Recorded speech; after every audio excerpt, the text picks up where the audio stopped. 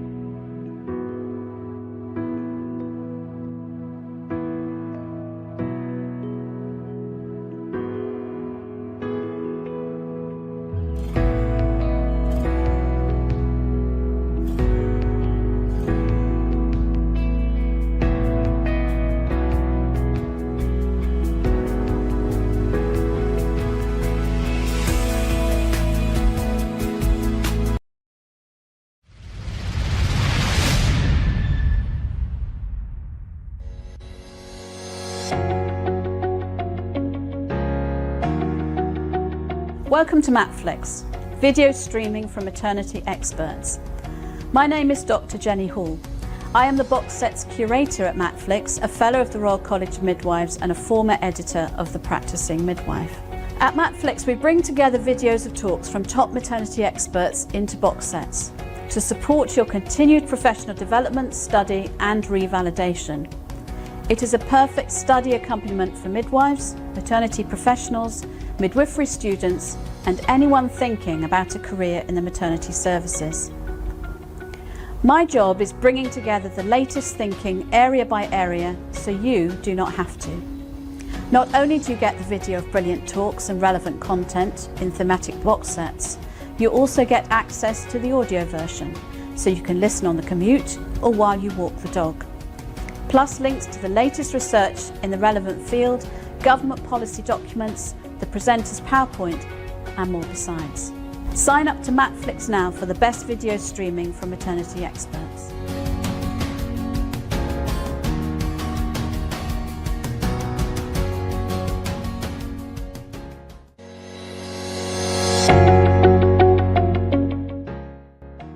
It's always a pleasure to be here, and I always try as hard as I can to support this excellent platform that's so flexible, that's responsive, that's contemporary, that's in people's homes, in people's pockets and in people's hands, wherever they happen to be.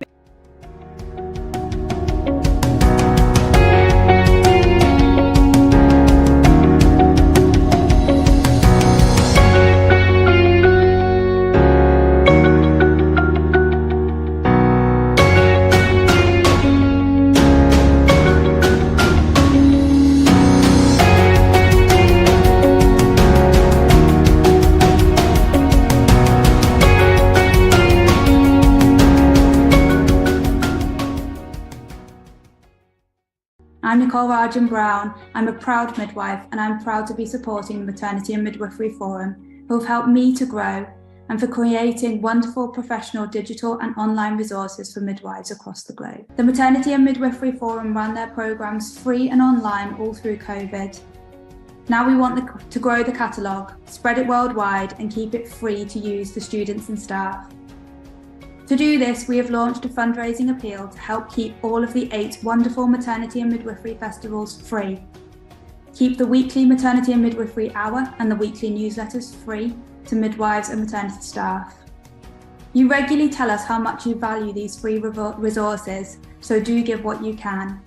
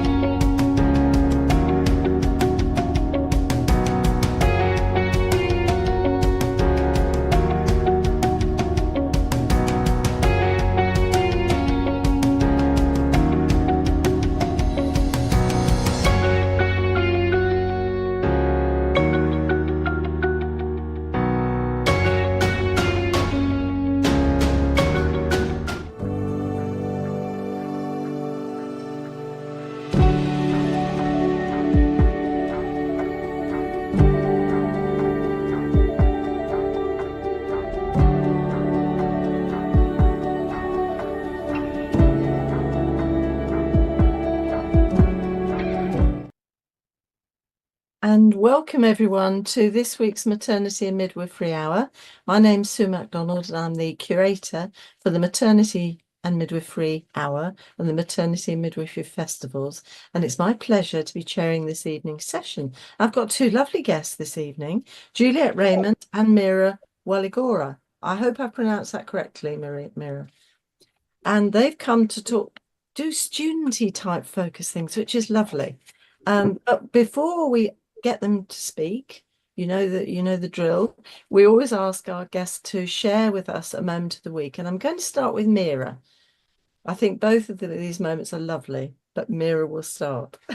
Brilliant, Sue. Thank you so much. So my moment of the week, the other day, I live in Glasgow and I was out for a walk with my dog the other day. We were along the river, and on the other side of the river, in the hedges, in the bushes, there was not one, not two, but three foxes just playing around and chasing each other. And it was just such a lovely moment of glimmer of nature to see them in the daylight for a wee insight into their life. So that's stuck in my mind as a wee moment of the week. And that's a lovely moment to share.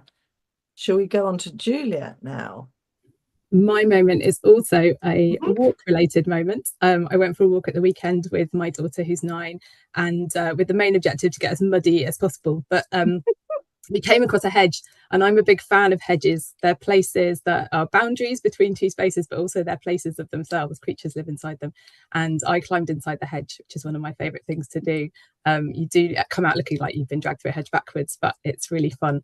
So I recommend that as a pastime. Oh, that's wonderful. So you were with all the creatures in the hedge for a few minutes? Just for a few minutes. You have to find a space you can squeeze into. Yeah, it'd be interesting if there was a fox or two. If it was the same hedge, surprise, it just conjures this wonderful nature picture for me, both of you. But it's interesting, you're both doing walking, which is, I'll have to commend this to our listeners. Very healthy, very good for breathing and mindfulness. So thank you so much for sharing your moment. Now we'll go a little bit on to our normal features plus the news, and then we will return to Juliet and Mira in due course. Okay, so I'm just going to, for those of you who are new, and I know there's some new people online, but I also know we've got some old friends, so welcome to both groups of you. And to those of you who are new, you may be interested, and even if you're not, I'm going to tell you, in where the Maternity and Midwifery Hour came from. And we were born right at the beginning of the COVID pandemic in March 2020, and we were born because before that we did things like conferences, study days and events, and then from that time practitioners, midwives, student midwives weren't permitted to go to things like study days or conferences or festivals. And of course everything was focused on COVID and coping with that, changing services and working around it. And we worked out that having an hour a week would be a really good thing to do for midwives and student midwives and anyone in maternity services, really. And obviously, when we started, we did a lot more on COVID-19. We did a lot about how services were changing and what midwives were doing to carry on providing care to women and babies, and also what educationists were doing to ensure the student midwives were protected but also got their experience so they at least could qualify as midwives.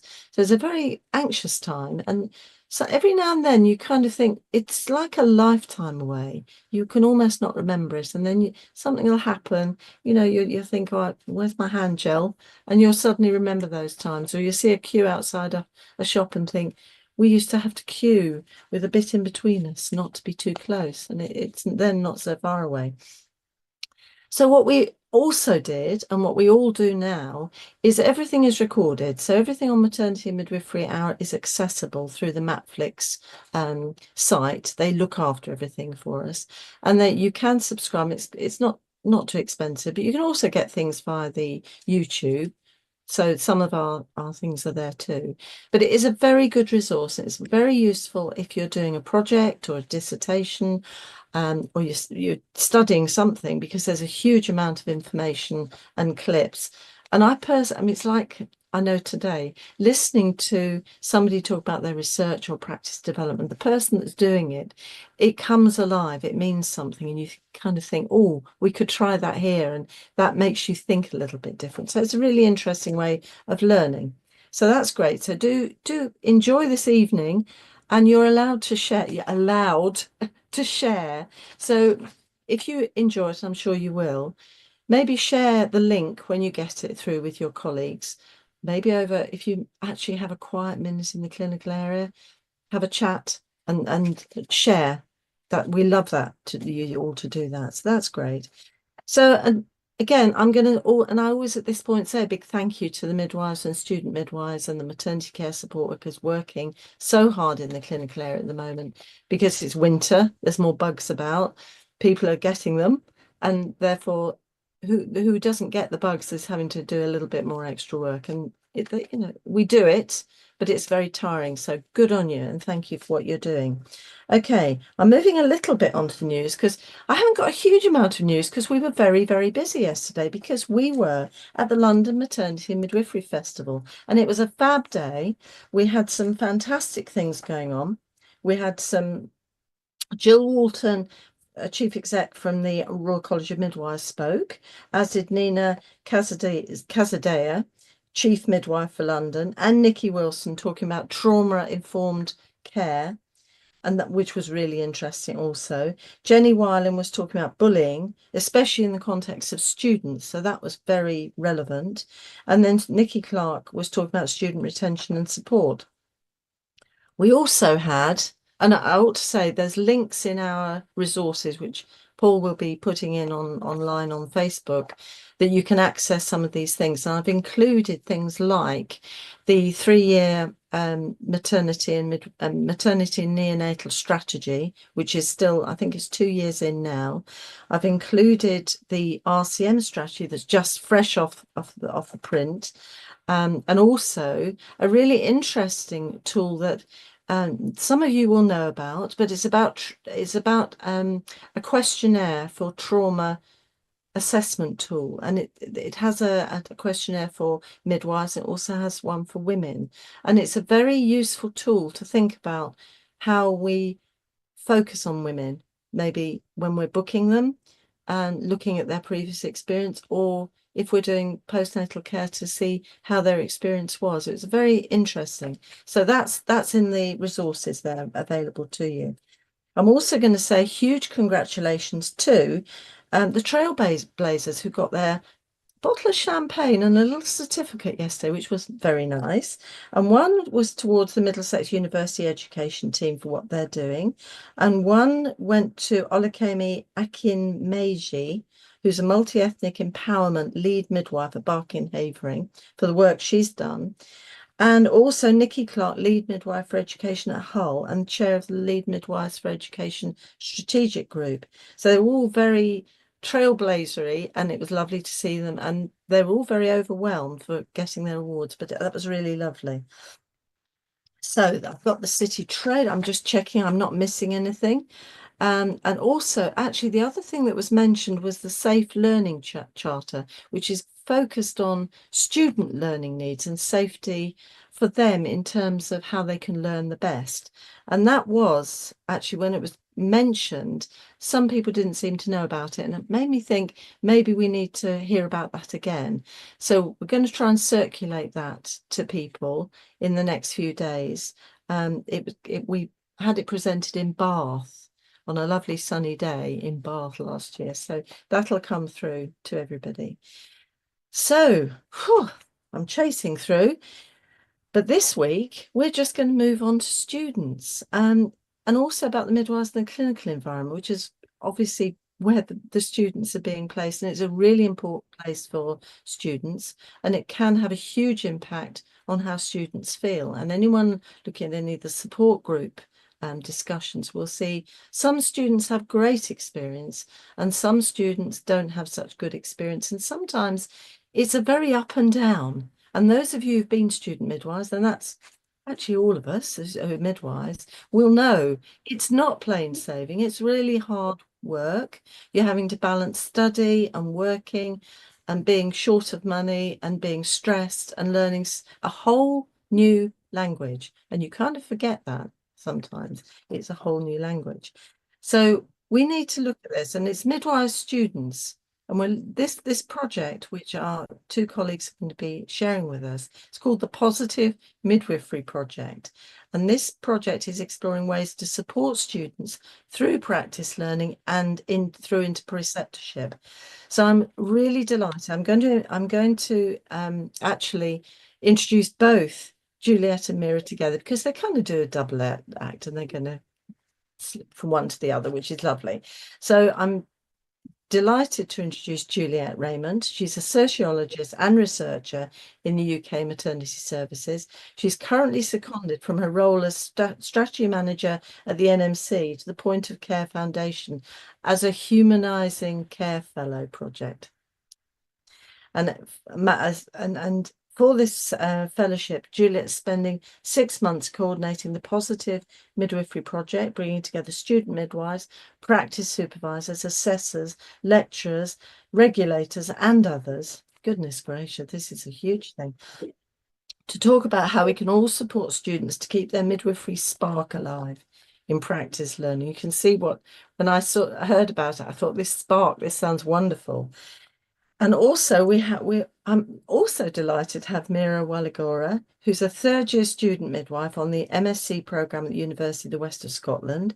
She's also, in her spare time, I suspect, Vice President of the University of West of Scotland Midwifery Society and a member of the Scotland Student Midwives Network.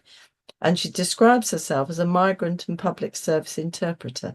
I'd love to know more about that as well. So welcome to Juliet and Mira. Thank you so much for coming this evening, and the screen is now yours. Thank you so much, Sue. Thank you for having me. So as Sue said, I'm a qualitative researcher and a sociologist by background, and I've done a lot of work for a number of years with universities doing research on organisational culture and maternity services, work around how people work together to provide safe and high quality care, how services are organised, and also a lot about how women make choices about what they'd like for their pregnancies, their labours and their births. But at the moment, I'm a strategy manager at the Nursing and Midwifery Council, and I've been seconded from that role to the Point of Care Foundation. So the Point of Care Foundation is a small charity, and it's dedicated to improving healthcare by focusing on relationships. So we know that we spend a lot of time talking in services around systems and processes and improving efficiency, and they recognise all of that really valuable work. But what their kind of thing is about working on relationships, and the relationships between staff, but also really importantly, between health professionals and the people that they care for. So they do this by supporting the integration of patient experience into service design. And they also facilitate and coordinate Schwartz rounds across the UK. So some of you may have been to Schwartz rounds, you might be involved in them already. And they're kind of at the root of all of the Schwartz rounds that happen in the UK. So the charity got some money, and they decided brilliantly to spend it on paying for 3 people to come for 6 months to work with them. So that's me, Alison Convey, who's a GP, and Sinead Rothery, who is a speech and language therapist. And we're all working on our own projects, but they're all things that are related to the aims of the Point of Care Foundation, and also of interest to our employers as well, and ourselves, obviously.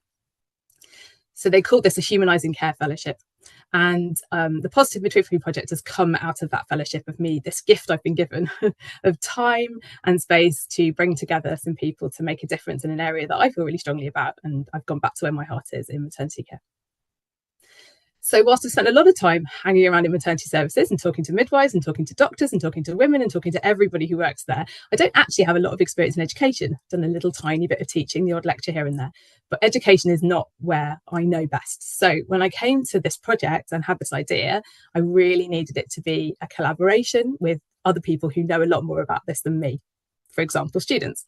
So part of the project has been bringing together a collaborative group of people who consist of students, practice supervisors, lecturers and other educators, and also people who work nationally in policy. And together we've kind of worked out what it is that we want to do with this tiny bit of time that I've been gifted, and I've got the resources to be able to support the group to do that. So we're trying to gather positive examples, really good learning, those little sparkles and nuggets of good practice that happen across the country all the time, and find ways to kind of gather those together and share how we can best support students in practice learning and how we can support those who support them as well. So in our first meeting, we had a talk about what we thought made a positive learning environment in maternity. What is it in maternity care that we kind of want to see more of? And there, once we know about that, we can see where we can make even a small contribution to those.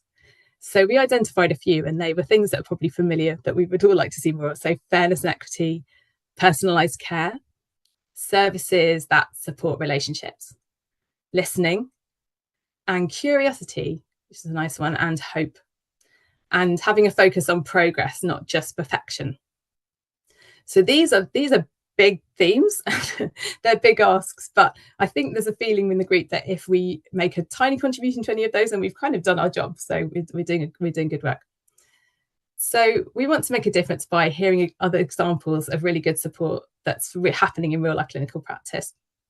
And we're doing that by having workshops with students, but also through a survey, which has some open answers that people can share their good experiences. And in the first instance, we're producing a top tips guide for students, and another for practice supervisors on how they can support midwives to thrive. So it's a really practical project, but at the moment it's really tiny scale. So we've been working on really focusing on what is going right. We're taking an appreciative inquiry approach. So that's really just a fancy way of saying that we're learning from the strengths. We know that lots of people in maternity are doing work at the moment on learning from what's going wrong. And that's really important. But sometimes when you focus entirely on that, you forget to notice the stuff that's going right. And so this project specifically has been set up to focus on looking at what's going right and what we can learn from that and how we can spread that good practice further. And I think that positive approach has had a positive impact on the group too, because in the group sessions, we also talk about our own positive experiences about our work. And that's kind of given the group members a little bit of a spark as well. So that's really been a positive impact, both of the project, but also the content. So as part of the project, I have been speaking to some students in kind of workshop space about the qualities that make a good midwife. I've asked them what the qualities are that make a good midwife and which of those are really important to them. And a number of words have come up, like compassionate, non-judgmental, caring, knowledgeable, supportive, organised, respectful, and also things like being competent and transparent have come up too. And they were words that are probably very familiar to all of you. I've done this before. I've asked students before, maybe 10 years ago, and the same words always come up because those words are really at the heart of a midwifery professional identity. So we know that students start with really strong midwifery values and a strong motivation to uphold those and to put those into practice, but they often face challenges. So as the group, we've spent a bit of time discussing what we think the challenges are, because that's a way to start. And these are just a start. These are some of the things that we've thought about. But, you know, the obligation for students to adapt to a workplace culture that might not always be positive, not feeling listened to or respected themselves. And sometimes students come in with a lot of career or life experience that they've had before. Hierarchies, discouraging students from asking questions or engaging with senior staff, and so they lack confidence in speaking to senior colleagues. And also we noticed that students really maintain special relationships with women and families, and what can we do to really cultivate that and support them to go forward with that and be able to do that when they go into practice. So these big questions, you know, some big questions. How do we help student midwives retain that passion and those values? And what is currently working well for students? How can we amplify that? How can we share that? How can we let other people know? And what support do practice supervisors and assessors and lecturers also need to help students to thrive? So those are kind of the fundamental questions that we're asking. This project itself is really short. I've only been given 6 months of time at the moment, so we're just starting out. But we're hoping to, I'm going to talk a little bit. I'm going to hand over to Mira in a minute to share her experiences of being a student midwife, and then we'll come back and talk about what we're planning to do with this time and what we're planning to do in the future. So I'm going to pass over to Mira now. Thank you. Thank you so much, Julia.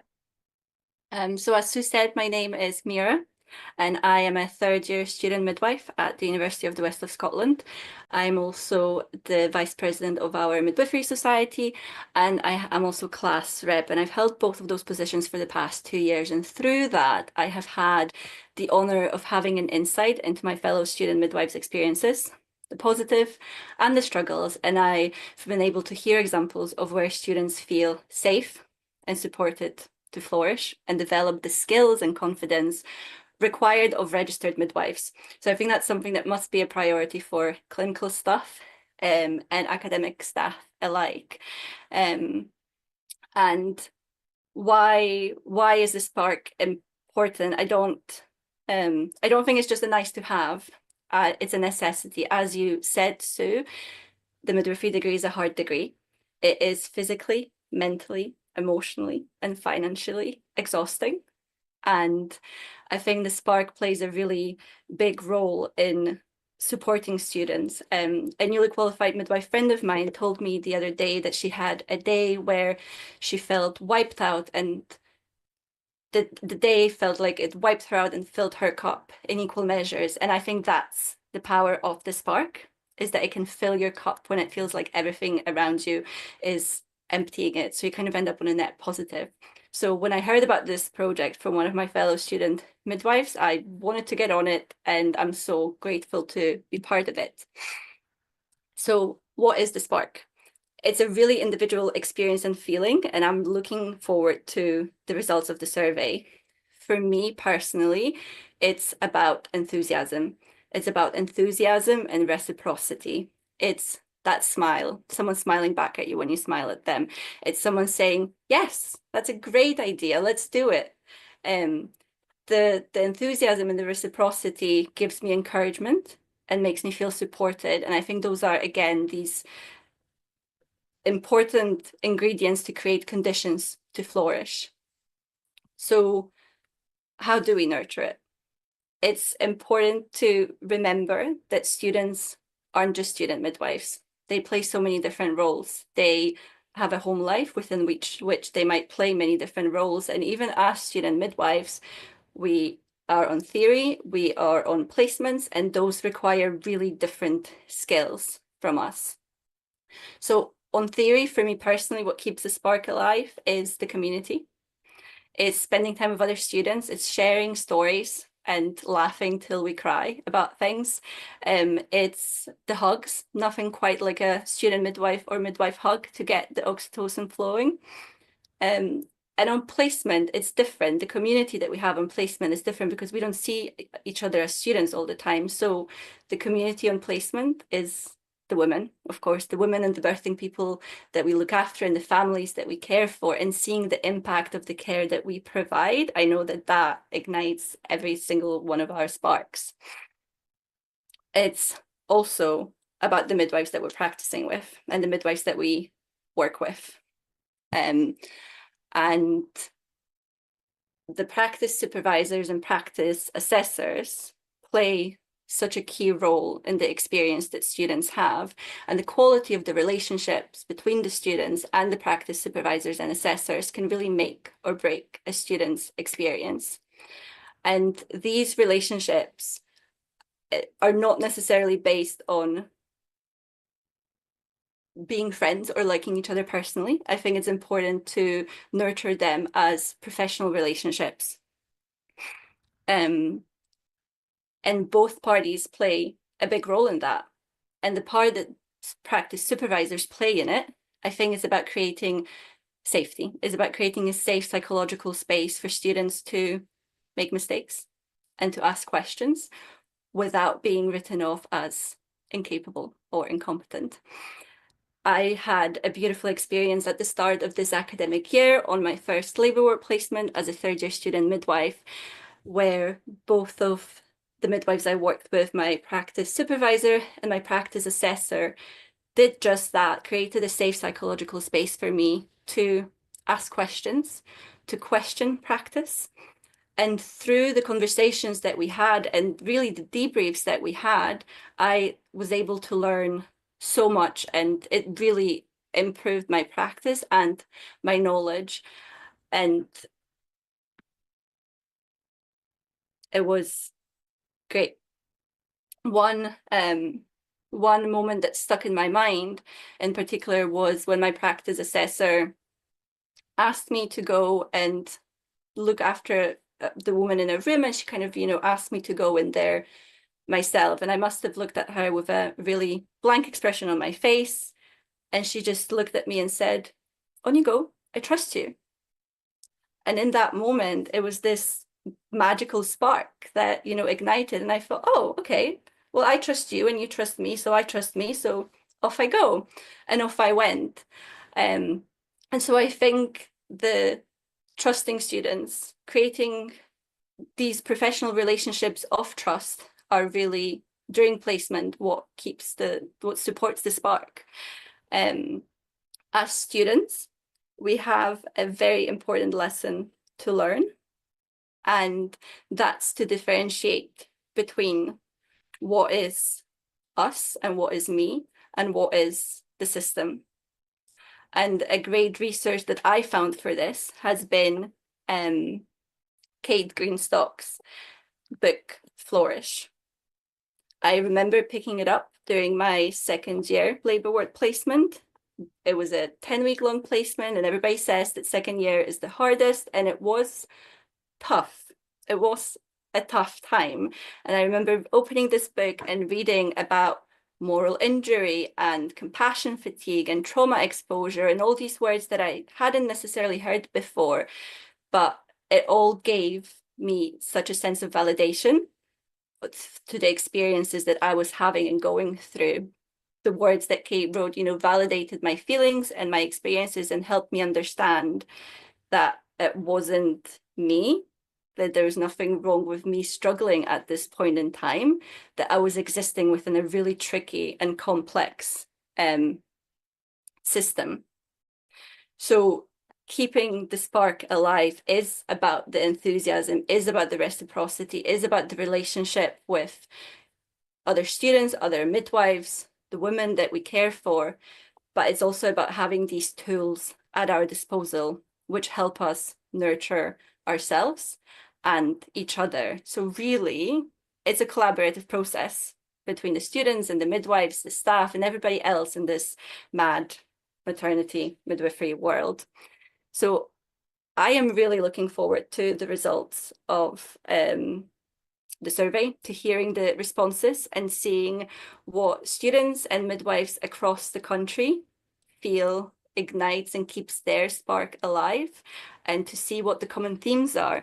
And hopefully through that understanding, we will have more tools to support each other. And on that note, I'll pass back to Juliet to talk a little bit more about that. Thanks so much, Mira. I love hearing Mira talk about her experiences. It's so powerful, as it is hearing anyone's first-hand experiences of their work. And I think, she came up with so many great phrases like the enthusiasm and reciprocity and nurturing and community and that respect. I think that was such an powerful moment of that respect and that shared professional relationships based on trust. So like Mira mentioned, we're collecting some experiences from the group, but also really importantly from a lot of people across the country at the moment. Through this survey, we've had an amazing response, particularly from students. But I'm really hoping that we're going to hear from more practice supervisors and assessors. We do have some, but they're not as many as the students. The students are all over it. And it's fantastic to hear their experiences, but I'm really keen to hear what we can do better to support those who are supporting the students as well. So what next? At the end of March, I'm going back to my day job, and there's still so much to do. So the Positive Midwifery Project Collaborator Group are going to be launching a new community of interest around practice learning. And I'm really hoping that will collectively, that group will take this work forward, with me taking a bit more of a backseat. We're holding a launch event and we're making plans then for what we can see, what we want to see change in the future and what we can do to make that happen. So that's kind of the next step, and I'm really hoping that this project together carries some momentum forward and that other people can kind of step up and take hold of it and move it in the direction that they want it to be. Before I go, I'd really like to share this response we've received from a practice supervisor, because I think it encompasses why doing this work is important, both for students but also for those who support them. So we asked, what do you love most about working with students? And this is what they said. I love being able to give them the knowledge I wish I'd been taught, as I didn't have the best placement experiences. It's also fun to be working with someone, and it helps the day go faster when you have some help. It keeps my midwifery spark alive when I have an enthusiastic student, as it reminds me of how I was when I started and the reasons why I became a midwife in the first place. makes me feel like I'm making a difference to someone's journey. And it's so satisfying to see my student grow and become more confident in their skills because of their time with me. Working with students makes me feel like I'm a good midwife again, because it's easy to be plagued by self-doubt in the current NHS climate. Public opinion of us is pretty demoralising sometimes, plus the way we're expected to code with no thanks for getting through it, just criticism when something's missed. And students remind me that I can actually contribute something good by teaching them. So thank you. That's lovely. Thank you. Thank you so much to both of you. And now, audience, come through with the discussion. So I think that you've given us some lovely thoughts about the collaboration is lovely. And I'm kind of thinking that when you were talking, Juliet, about the practice support supervisors and what they were saying, and getting their sparks, that's really important. And you kind of forget that, because you hear sometimes midwives saying, oh, I've got the student today. And when I hear that, I hate it, but it kind of feels as though it's just another task, whereas you've just shared that, and that makes me feel, well, that's what we should be thinking. And there might be a day when you think, oh, I'm just not in the mood for teaching. But actually, if it's a way of getting those little sparks actually in our own hearts, and kind of regaining some of the joy of why we came into midwifery. We all came in for slightly different reasons, but to help women and babies, help babies into the world, and help make families and support families. And we need to regain that joy. So thank you so much for starting the kind of thought processes on that. I actually ought to say as well, I'm just so turned two screens, and on one of my screens the questions come up and the comments, and I understand we have viewers in Bulgaria, New Zealand and Slovakia, so welcome to viewers.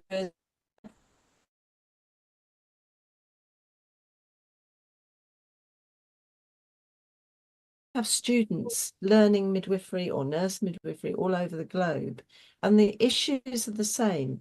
The tensions on midwives to be able to sort of juggle everything and be calm and learn. Actually, I thought that was very interesting about what Mira was saying about the midwife showing she trusted you by sending you off into a room. It's like being sent off into the community on a visit on your own. And it's so exciting the first time you do it, but scary, big scary. I didn't hear you saying you were scared though, Mira. I'm amazed and impressed. And even a little bit scared. I think it's the midwife's trust in me. Wow. She didn't wobble, so I'm not going to wobble. Yeah. Fabulous. That's what it's all about. That's lovely. That really was nice. And I love this community of interest. So the community of interest, where will that be based, Juliet? I mean, it's virtual, really. We're having a first meeting face to face, because I just thought we so rarely get face to face these days that it would be nice to try and make that happen. So we're meeting face to face for the first time, but following that, it will be virtual, and I think that's the way to make it accessible to as many people as possible. Okay, that's good. So you'll notice on your resources you've got a Padlet, and that might be new for some people. Yes, that's right. So to unleash what this Padlet can do. Yeah, sure. So some of you might be familiar with using Padlet for teaching. I think it's often used for teaching, but I realise it actually makes a great way of putting out little articles about a project as you're going along. There are a few principles, I suppose, that I found I wanted from this project at the start, and then I've gradually kind of as the collaborative group have got involved, then they hopefully will have more and more and more influence over this. But I wanted it to be collaborative, and I wanted it to be transparent, and part of that was being able to share work in progress as it goes along. So I'm not just waiting until the end where everything's finished and kind of sewn up and publishing it then. So Padlet was a really nice way to publish little articles about what we've been up to, what we've discussed in the meetings, some questions that have arisen, and I'll be putting out some initial headline findings that we've discovered from people's experiences around the country on there. So you can go there I think, Sue, you're going to share the link around. The link's gone out on the Facebook. Oh, brilliant. Okay, great. So if you want to find out more about the project and see how you can get involved, then that's the place to start. So if you go there, then there are a load of links to different places. Like if you're a practice supervisor or an assessor or a lecturer who would like to share your experiences, then that's the place to start. You can follow the link to the survey from there. You can also follow the link to sign up for our first face-to-face launch meeting. And you can also read about a little bit more about how the project came about, and really welcome to email me as well if you've got any comments or questions at all. My inbox is always open. So the Padlet is really just a kind of holding place, a really handy holding place for all the information about the project. Now, is it very heavy on academia, Juliet, this Padlet thing? Oh, I don't know. No, I'm out of the loop with academia, so I haven't worked in academia for a while. But Mira is right in the thick of it. So what do you think, Mira? Would your average midwife and your average student find the Padlet quite accessible? I guess that's what I'm asking. Padlet in particular, you mean? Yeah, absolutely. Yeah, absolutely. There's little snippets of Juliet's wonderful voice that I could actually listen to all day. And short articles, it's very, I mean, much nicer than maybe scrolling on Instagram, but short bite sizes that are really accessible, so not academia heavy at all. Okay, so I'm just reassuring those of you. Oh, I see what you mean. Yeah, I think I it's very attractive, because if you haven't met, and this is more languages we're learning, because I learned about Padlets a little while ago, but it was new to me, and I'm thinking this is interesting. And going into it, I mean, they all are going to vary, but it's this. You will see when you follow the link, it's very attractive, and there's lots of little things that you can go in and just have a look at and challenge. Yeah, and if you can't be bothered to read the articles, like Mira said, I have made little 1-minute synopses of what we're doing, so you can just listen to me tell you. And then, you know, if you're driving, well, maybe not be driving, can't go on Padlet, but you know, you can just listen. Don't even have to read it. And the idea is to make that as accessible as possible. Also, the survey, you can respond using your voice, and I'm really encouraging people to do that. So you can listen to the questions, and then you can just speak into your computer or into your phone, and you can respond that way. So really trying to find ways to make this whole project as accessible as possible to people who I know are very busy and have lots of competing attention and competing things on their time. Absolutely. Well, but it is very attractive to say. So well done. But and I was just wondering, because you are both very, very positive, and this sounds such a lovely project. But have you had anything negative back from students? Because I mean, we've talked about students going up and down, and it is one of the I think it's one of the hardest courses to do, because you're not just learning.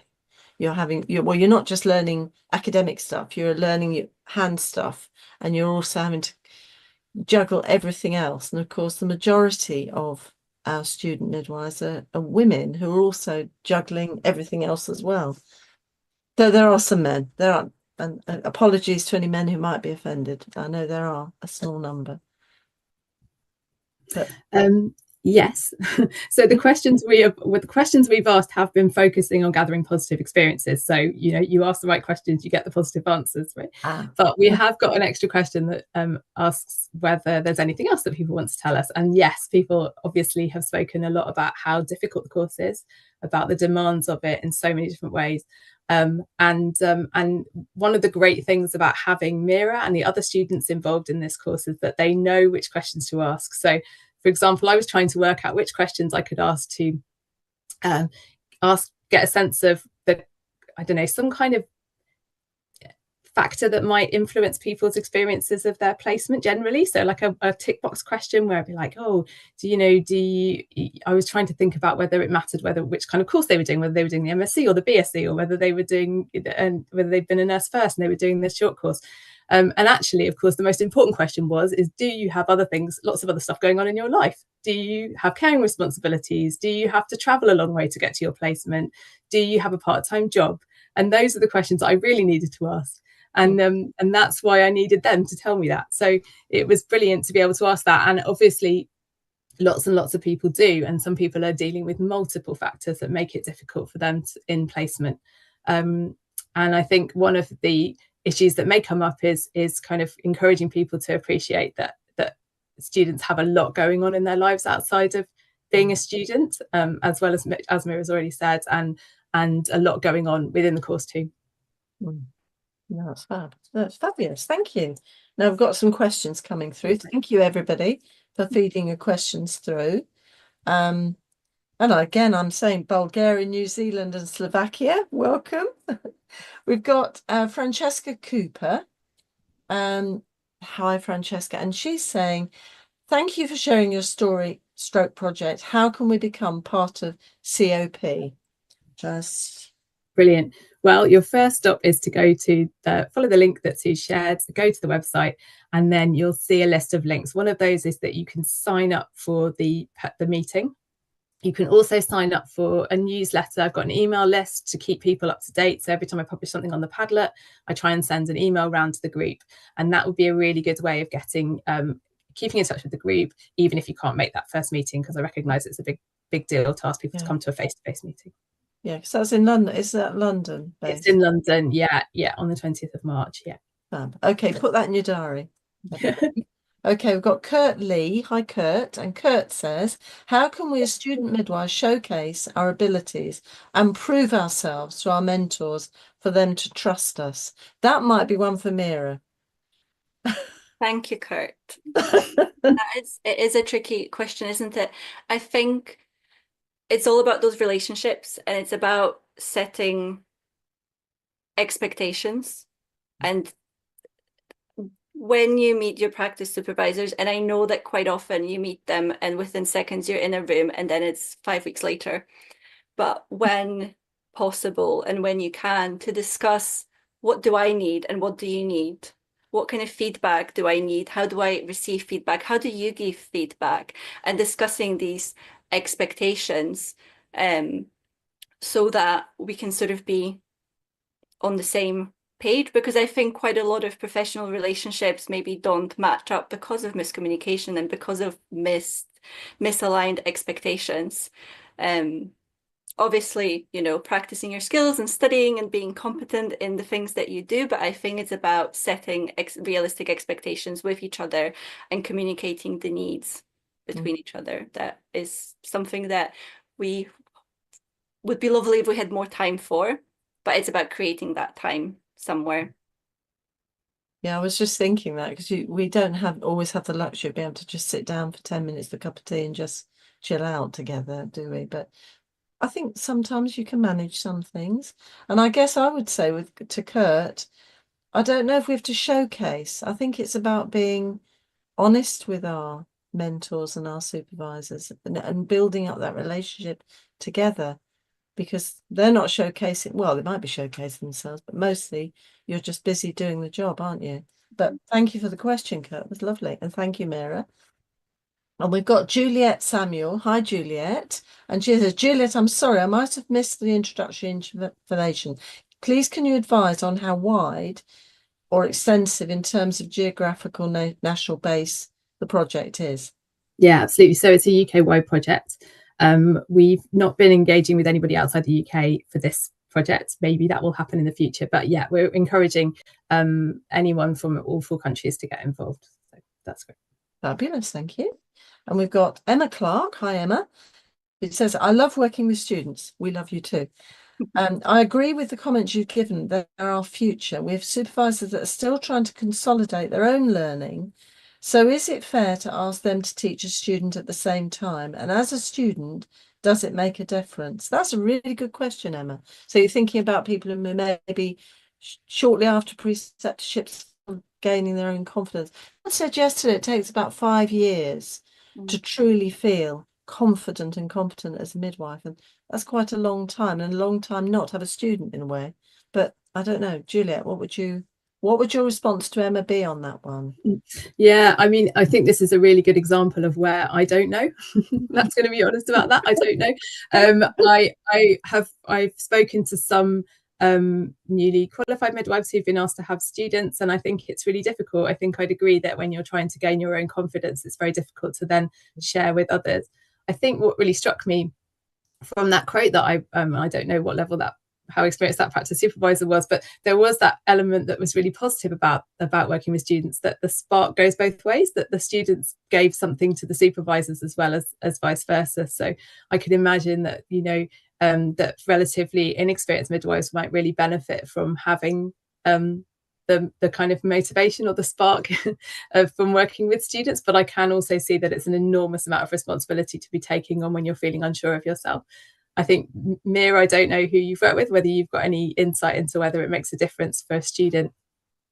Yeah, I think it's another great question, and very practitioner dependent, isn't it? I've worked with some newly qualified midwives, and it's been wonderful because they remember so freshly and so clearly being in your shoes and being where you are. And also, quite often, because they are still consolidating their learning, they will go through minute detail of why they're doing something, how they're doing it, which sometimes when you ask a midwife of maybe 5 or 10 years experience, well, why are you doing it this way? They kind of have to stop and think a little bit about it and come back to you on another occasion.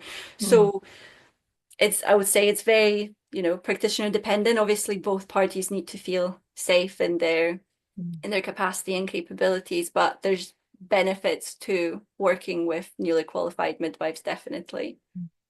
And how do you go about giving feedback, Mira, to your practice supervisor, or do you just, because I know I'm asking, thinking some students may feel, well, who am I to say how lovely you are as a supervisor, or how helpful you are, or could you have done it differently? I don't know.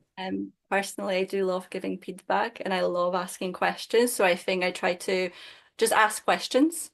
And I do think it's so, in terms of giving feedback, it's a passion of mine really to let people know when they've made a difference to me, and to say, oh, I really enjoyed the way you spoke to that person. I mean, I've said it to doctors when I've been in a room and they've, you know, had a conversation with a woman that I found was really empathetic and compassionate, and I have gone out and said to them, just to say, that was beautiful to witness as a student. That gave me a lot of food for thought. So I don't think the hierarchy of student midwife really is important when you're giving feedback. Obviously, there needs to be respect, but as you said yourself, a lot of us student midwives come to the profession with a wealth of other life experiences. So don't be scared to give feedback, and it's quite often about asking questions. How come you did that? At uni we learned about this. Could you explain this to me? So figuring out these phrases of how to say things is really important too. That's fantastic, Mira. That's really good, really good. So students out there, listen and learn. That's a lovely way of putting it. Thank you so much. Now we've got another query from Kathy Carter-Lee. Hi, Kathy, who's asking, where will the appreciative inquiry be published and when? That's one for Juliet. Well, that's a good question. Yeah, so that is interesting, a question, because I'm not seeing this as a research project in a kind of traditional way. So if Kathy means that I might publish it in a journal or kind of academic paper, there are no plans to do that. This is very kind of practical, very clinically based project.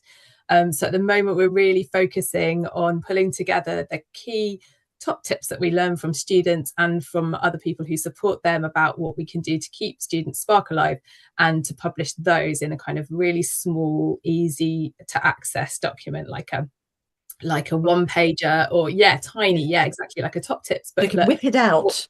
They can whip it out. Yeah, somebody said maybe something to keep in their pocket, or maybe an audio. You know, we might choose to do it in audio. I've quite enjoyed doing those little tiny snippets on the Padlet, and maybe something like that might be valuable for people to have it by audio. So that's what we're focusing our energy on at the moment. You never know what might happen in the future, and that's partly what the next phase is going to be about. I'm coming to you at the end of the first phase, but the whole next phase is an open book. So if anybody wants to get involved in taking this forward, and also doing something exciting with all of the information we get from the survey, because we're not going to be able to do everything with all of it by the end of March. So there are opportunities really to take all of that valuable information and to share it in new ways. Oh, it sounds fantastic, because it sounds much as if it's out in the practice area rather than on a shelf. Not that all research stays on shelves, but it's much harder sometimes to even fantastic research get it out there. I think there's a 5-year thing on that too. Okay, thank you for that. Now we have a comment from Joe DeGuston. Hi, Joe. Shoot at Ames, Joe is. This is a really important focus. Thank you for this excellent briefing. Supporting our midwives of the future is so important. Please consider if engaging members of service users panels on university midwifery courses would be helpful. I know that's very close to Joe's heart because she represents. Yeah. Thank you for the question, Jo. Fabulous. Yes, absolutely. And I think this does. I think I have been involved in recruiting student midwives as a sneaky service user in the past, although one with another hat, obviously. But I think this does happen, and I think it is obviously just so important that families and people who've used maternity services are involved in recruiting midwives, because they know what they need in that space. And I think students, a lot of those qualities that we recognise in students, the students that I spoke to, they identified that they learned some of those during the course, but actually a lot of them are things that they felt like they had before, and they were some of the qualities that had got them onto the course in the first place. And so I think having service users there who can spot those in people during assessment days and interviews is really important. I don't know, Mira, if you've got any other experience or thoughts on that. Yeah, no, I completely agree. Our university is interviewing students currently, and I believe that there are some service users and some students on the panel, so there's definitely a space for the breadth of individuals who are impacted and who student midwives will work with. And actually, I love the way, Mira, you were talking about it. I can't remember the words you used, but it really felt as though you were seeing the women as well as the midwives as part of your community, which was lovely. And I can't, it just was the feel of it, which was really, and how it should be, because if we really talk about partnership, that's the nub of it. Yeah. Another spark. Women again. And just to add to that, Sue, if there are service users who want to be involved in the community of interest going forward, then they are absolutely welcome. This is what they're all about. So the whole project is about improving ultimately the experiences for women. So I'm really keen that people don't feel like they can't get involved just because they're not a midwife or because they're not a student, or it's really about everyone who's involved in birth. Fabulous. Well, I'm sure Joe will get involved. Fantastic. Thank you. Now I've got just going through the questions. Alana, this is a comment really. Hi, Alana. And she says, establish expectations and feedback processes is so important. My best experience with any of my supervisors was with one woman who tried to sit down for 2 minutes at the end of each shift for us to reflect on the shift, the good, the bad, and the bad from both of our perspectives. And that's a lovely example, Alana. Lovely. And that's 2 minutes. And I bet that 2 minutes felt like 10 or 12 really special minutes. So thank you for sharing that. It's lovely. Okay, now I'm very conscious of time now, and I did say this hour always goes the fastest of every week, every hour in the week. Now we've got a comment from Natasha Rossi. Hi, Natasha. And Natasha says, I just wanted to share a little spark I had today when calling up my placement area to gain information about supervisors, etc. I didn't know the midwife on the other end of the phone, but she asked questions, showed an interest, and told me they were looking forward to seeing us. The spark she inspired was so powerful to me. Now, that's such a small thing in some ways, but it's such a huge bit, because someone is seeing you as an individual and kind of looking forward to welcoming you. That's lovely. Thank you so much, Natasha. Now I'm just waiting to just check and see any more comments or questions.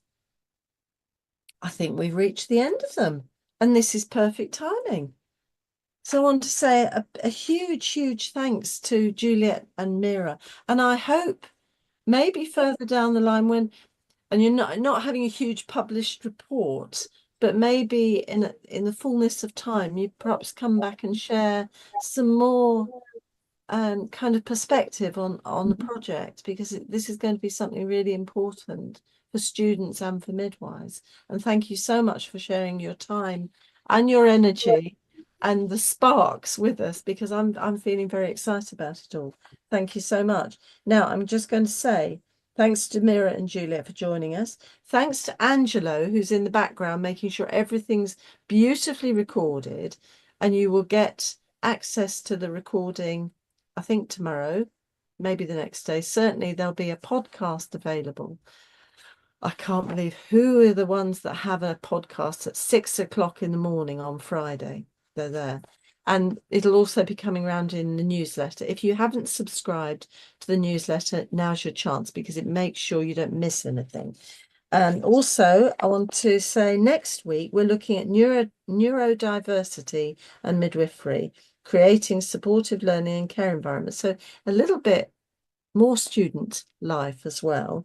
We have Emily Edwards and Nicolette Porter with us next week. There's also the Midlands Festival coming up in May, so don't forget to book that. Or if you're in Ireland or All Ireland, there's a festival coming up then. And in the meantime, and we're a little bit early finishing actually, perhaps I should say to Juliet and Mira, are there any other little tips that you'd like to finish with and leave you almost with the last word? I've stunned them. I think for maybe to all the other students, not be afraid to ask for what you need. The worst is going to happen, someone's going to say no, but if you've asked for it, if you've asked for a debrief, might not happen that day or the next day, but most midwives will try. So whatever it is that you need, however your psychological space looks, ask for the conditions to have that, because you do play an active role, a partnership in creating that. So, go out there and be brave. Fabulous. I think Juliet's leaving you with the last word. I think that's perfect. It needs to have the last. Thank you so much. Now we've got Kurt Lee has come back after his earlier question, and it's just come through to me. So Kurt, you might get the last word almost. And he says, Mira, love you, pass on good feedback regardless of hierarchy. Have there been any occasion? Oh no, you can't have a question now. You've had one question, Kurt, but we love that comment anyway. Thank you. And Natasha says, really, really informative and enjoyable. Thank you so much, Juliet, Mira, and Sue, and everyone involved. And then Juliet says, great to have a positive orientation project. Thank you both. And I'm going to echo that. So thank you both. In the meantime, we'll see you next week, and take care of yourselves.